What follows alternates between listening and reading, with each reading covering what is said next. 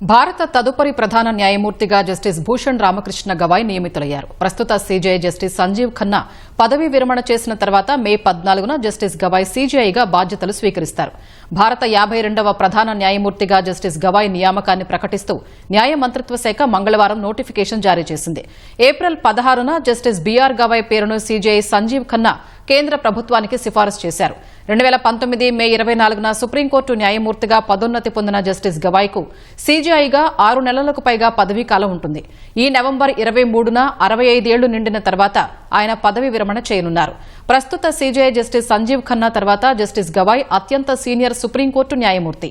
1960 November 24న మహారాష్టలోని అమరావతిలో జన్మించిన జస్టిస్ గవాయ్ 2003 నవంబర్ 14న బాంబే హైకోర్టు అదనపు న్యాయమూర్తిగా పదోన్నతి పొందారు.